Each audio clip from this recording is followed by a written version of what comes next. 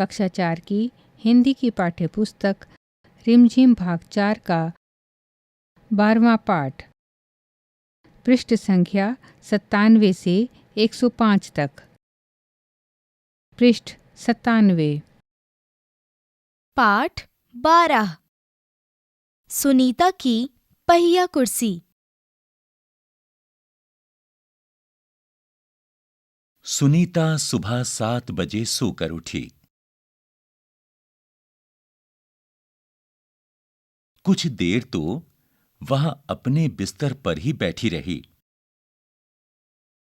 वह सोच रही थी कि आज उसे क्या-क्या काम करने हैं।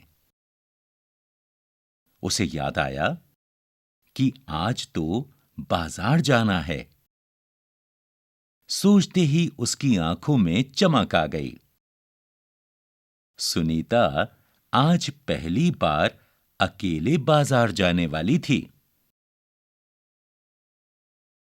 उसने अपनी टांगों को हाथ से पकड़कर खींचा और उन्हें पलंग से नीचे की ओर लटकाया। फिर पलंग का सहारा लेती हुई अपनी पहिया कुर्सी तक बढ़ी। सुनीता चलने फिरने के लिए पहिया कुर्सी की मदद लेती है। आज वह सभी काम फुर्ती से निपटाना चाहती थी।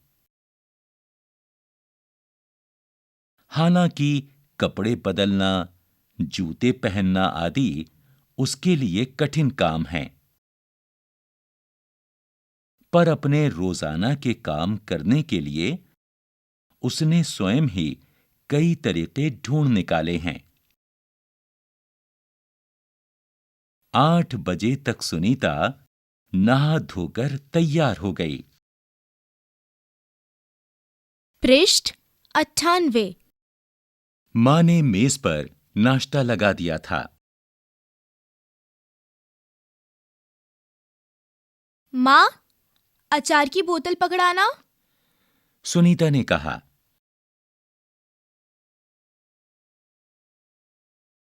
अलमारी में रखी है, ले लो। मां ने रसोई घर से जवाब दिया। सुनीता खुद जाकर अचार ले आई। नाश्ता करते करते उसने पूछा, माँ, बाजार से क्या क्या लाना है? 1 किलो चीनी लानी है। पर क्या तुम अकेले संभाल लोगी? पक्का। सुनीता ने मुस्कुराते हुए कहा। सुनीता ने मां से झोला और रुपए लिए अपनी पहिया कुर्सी पर बैठकर वह बाजार की ओर चल दी। सुनीता को सड़क की जिंदगी देखने में मजा आता है। चूंकि आज छुट्टी है, इसलिए हर जगह बच्चे खेलते हुए दिखाई दे रहे हैं। सुनीता थोड़ी देर रुककर उन्हें रस्सी कूदते, गेंद खेलते देखती रही।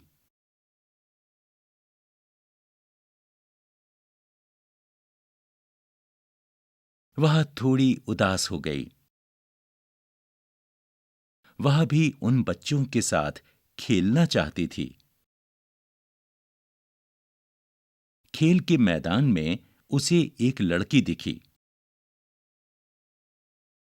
जिसकी मां उसे वापस लेने के लिए आई थी। दोनों एक दूसरे को टुकुर टुकुर देखने लगे। पृष्ठ 99। फिर सुनीता को एक लड़का दिखा। उस बच्चे को बहुत सारे बच्चे छोटू छोटू बुलाकर चिढ़ा रहे थे। उस लड़के का कद बाकी बच्चों से बहुत छोटा था। सुनीता को यह सब बिल्कुल अच्छा नहीं लगा। रास्ते में कई लोग सुनीता को देखकर मुस्कुराए, जबकि वह उन्हें जानती तक नहीं थी। पहले तो वह मन ही मन खुश हुई, परंतु फिर सोचने लगी, ये सब लोग मेरी तरफ भला इस तरह क्यों देख रहे हैं? खेल के मैदान वाली छोटी लड़की सुनीता को दोबारा कपड़ों की दुकान के सामने खड़ी मिली। उसकी मां कुछ कपड़े देख रही थी।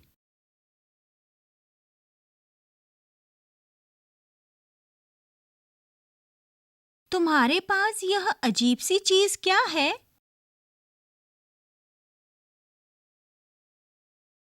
उस लड़की ने सुनीता से पूछा। यह तो बस एक। सुनीता जवाब देने लगी, परंतु उस लड़की की मां ने गुस्से में आकर लड़की को सुनीता से दूर हटा दिया।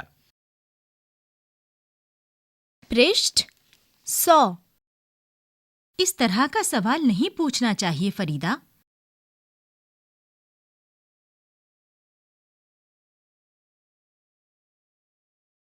अच्छा नहीं लगता। मां ने कहा।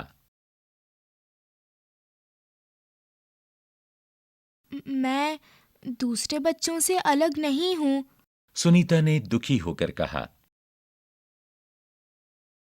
उसे फरीदा की मां का व्यवहार समझ में नहीं आया। अंत में सुनीता बाजार पहुंच गई। दुकान में घुसने के लिए उसे सीढ़ियों पर चढ़ना था। उसके लिए यह कर पाना बहुत मुश्किल था। आसपास के सब लोग जल्दी में थे। किसी ने उसकी तरफ ध्यान नहीं दिया। अचानक जिस लड़के को छोटू कहकर चढ़ाया जा रहा था, वह उसके सामने आकर खड़ा हो गया। मैं अमित हूं।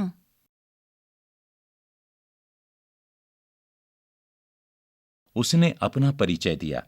क्या मैं तुम्हारी कुछ मदद करूं? मेरा नाम सुनीता है। सुनीता ने राहत की सांस ली और मुस्कुराकर बोली।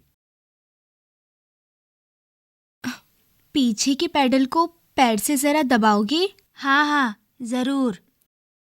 ये कहते हुए अमित ने पहिया कुर्सी को टेढ़ा करके उसके अगले पहियों को पहली सीढ़ी पर रखा।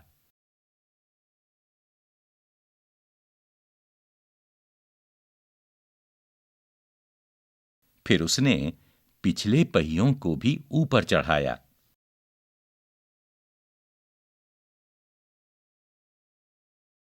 सुनीता ने अमित को धन्यवाद दिया और कहा, अब मैं दुकान तक खुद पहुंच सकती हूँ। पृष्ठ 101।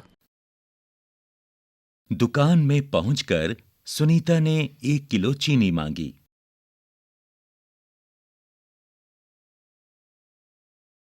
दुकानदार उसे देखकर मुस्कुराया। चीनी की थैली पकड़ने के लिए उसने हाथ आगे बढ़ाया ही था कि दुकानदार ने थैली उसकी गोद में रख दी। सुनीता ने गुस्से से कहा, मैं भी दूसरों की तरह खुद अपने आप सामान ले सकती हूँ। उसे दुकानदार का व्यवहार बिल्कुल अच्छा नहीं लगा। चीनी लेकर सुनीता और अमित बाहर निकले।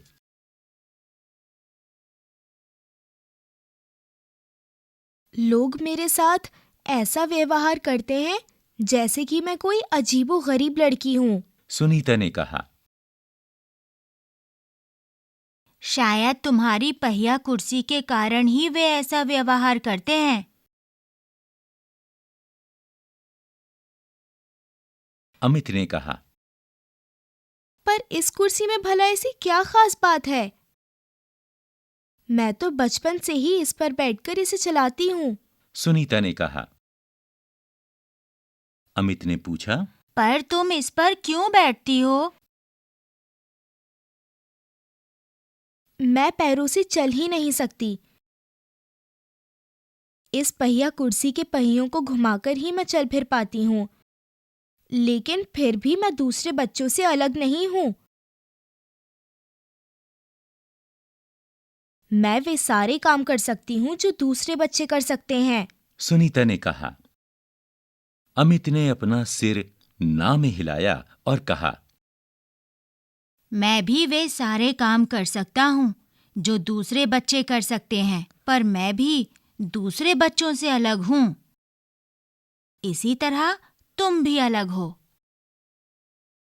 पृष्ठ 102। सुनीता ने कहा।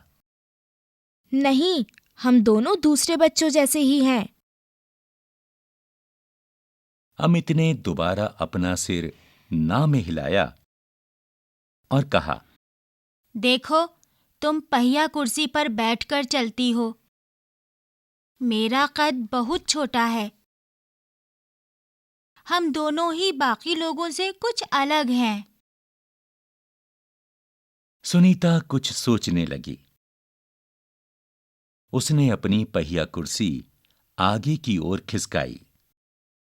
अमित भी उसके साथ साथ चलने लगा। सड़क पार करते समय सुनीता को फरीदा फिर नजर आई।